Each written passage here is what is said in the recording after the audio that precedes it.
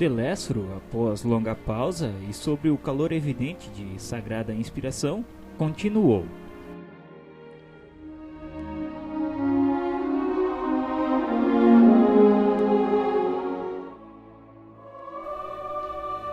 Irmãos nossos, fazem-se ouvir na terra gritos comovedores de sofrimento. Necessitamos de servidores que desejem integrar-se na escola evangélica da renúncia.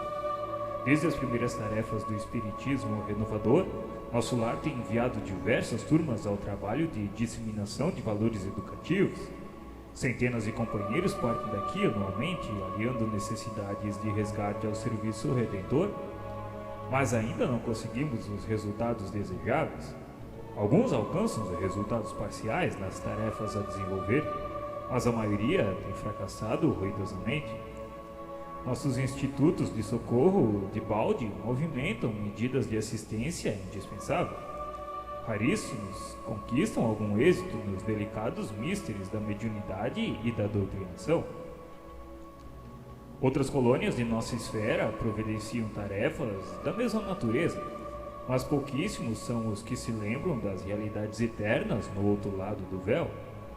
A ignorância domina a maioria das consciências encarnadas, e a ignorância é mãe das misérias, das fraquezas e dos crimes. Grandes instrutores nos fluidos da carne amedrontam-se por sua vez diante dos átrios humanos e se recolhem indevidamente nas concepções que lhes é própria. Esquecem-se de que Jesus não esperou que os homens lhe atingissem as glórias magnificentes e que, ao invés, desceu até o plano dos homens para amar, ensinar e servir. Não exigiu que as criaturas se fizessem imediatamente iguais a ele, mas fez-se como os homens para ajudá-los na subida áspera. E se o Mestre Divino adotou essa norma, que dizer das nossas obrigações de criaturas falidas? Abstraindo-nos das necessidades imensas de outros grupos, procuremos identificar as falhas existentes naqueles que nos são afins. Em derredor de nós mesmos, os laços pessoais constituem extenso campo de atividade para o testemunho. Cesse para nós outros a concepção de que a terra é o vale tenebroso, destinado às quedas lamentáveis, e agasalhemos a certeza de que a esfera carnal é uma grande oficina de trabalho redentor. Preparemo-nos para a cooperação eficiente e indispensável. Esqueçamos os erros do passado e lembremos-nos das nossas obrigações fundamentais. A causa geral dos desastres mediúnicos é a ausência da noção de responsabilidade e da recordação do dever a cumprir. Quantos de vós fostes abonados aqui por generosos benfeitores que buscaram auxiliar-vos, conduídos do vosso pretérito cruel? Quantos de vós partistes entusiastas, formulando enormes promessas? Entretanto, não soubestes recapitular dignamente para aprender e servir conforme os desígnios superiores do Eterno? Quando o Senhor vos enviava possibilidades materiais para o necessário, regressáveis à ambição desmedida? Ante o acréscimo de misericórdia do labor intensificado, agarrastes à ideia de existência cômoda? Junto às experiências afetivas, preferistes os desvios sexuais? Ao lado da família, voltastes à tirania doméstica? E aos interesses da vida eterna, sobrepusestes as sugestões inferiores da preguiça e da vaidade? Deste-vos, da maioria, as palavras sem responsabilidades e a indagação sem discernimento, amontoando atividades inúteis. Como médiuns, muitos de vós preferíeis a inconsciência de vós mesmos. Como doutrinadores, formuláveis conceitos para a exportação, jamais para o uso próprio. Que resultado atingimos? Grandes massas batem as fontes do Espiritismo sagrado, tão só no propósito de lhes mancharem as águas. Não são procuradores do reino de Deus os que lhes forçam desse modo as portas, e sim caçadores dos interesses pessoais. São os sequiosos da facilidade, os amigos do menor esforço, os preguiçosos e delinquentes de todas as situações, que desejam ouvir os espíritos desencarnados, receosos da acusação que lhes dirigem à própria consciência. O fel da dúvida invade o bálsamo da fé nos corações bem-intencionados. A sede da proteção indevida azorraga os seguidores da ociosidade. A ignorância e a maldade entregam-se às manifestações inferiores da magia negra. E tudo isso por quê, meus irmãos?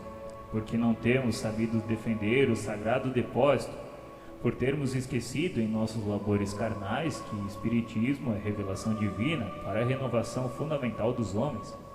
Não atendemos ainda como se faz indispensável a construção do reino de Deus em nós. Contudo, não abandonemos nossos deveres no meio da tarefa.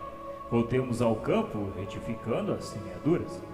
O Ministério da Comunicação vem incentivando esse movimento renovador. Necessitamos de servidores de boa vontade e leais ao espírito da fé.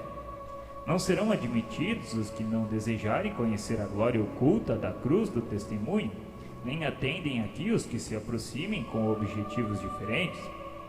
Aqui estamos todos, companheiros da comunicação, endividados com o mundo, mas esperançosos de êxito em nossa tarefa permanente. Levantemos o olhar. O Senhor renova diariamente nossas benditas oportunidades de trabalho, mas para atingirmos os resultados precisos, é imprescindível sejamos seguidores da renunciação ao inferior. Nenhum de nós, dos que aqui se encontramos, está livre do ciclo das reencarnações na crosta. Todos, portanto, somos sequiosos de vida eterna. Não olvidemos desse modo o calvário de Nosso Senhor, convictos de que toda saída dos planos mais baixos deve ser uma subida para a esfera superior. E ninguém espere subir espiritualmente sem esforço, sem suor e sem lágrimas.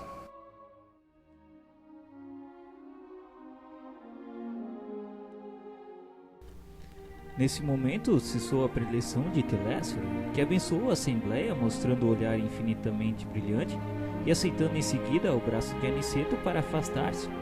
E debaixo de profunda impressão, em face das incisivas declarações do instrutor, observei que numerosos circunstantes choravam em silêncio. E ao meu olhar interrogativo, Vicente explicou que eram servidores fracassados. Nesse instante, Telésforo e nosso orientador postaram-se junto de nós, e duas senhoras de grave fisionomia aproximaram-se respeitosamente. E uma delas dirigiu-se a Aniceto, dizendo que desejava o obséquio de uma informação concernente à própria oportunidade de serviço que seria concedida a Otávio. Aniceto gentil explicou que o Ministério prestaria esclarecimentos.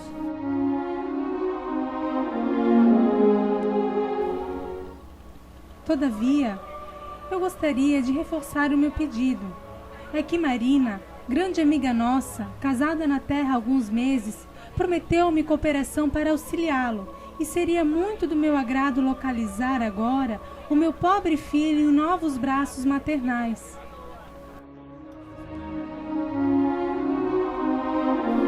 Aniceto esboçou um gesto de compreensão, sorriu e esclareceu sem afetação a pobre senhora.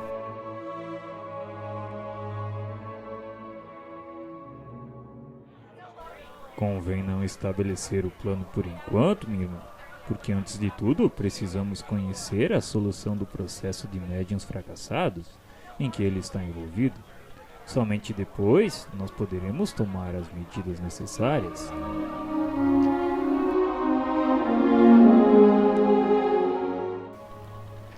Volvi os olhos para Vicente, sem ocultar a surpresa, mas enquanto as senhoras se retiravam conformadas, Aniceto dirigiu-nos a palavra, dizendo que tinha serviços imediatos em companhia de Telésforo, e deixava-nos todos em estudos e observações aqui no centro de mensageiros.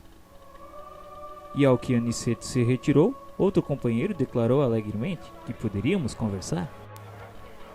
Nosso orientador, André, considera trabalho útil toda a conversação sadia que nos enriqueça os conhecimentos e aptidões para o serviço.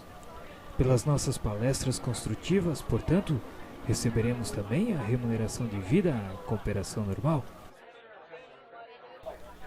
E se eu tentasse voltar aos assuntos inferiores da Terra, Vicente, esquecendo a conversação edificante?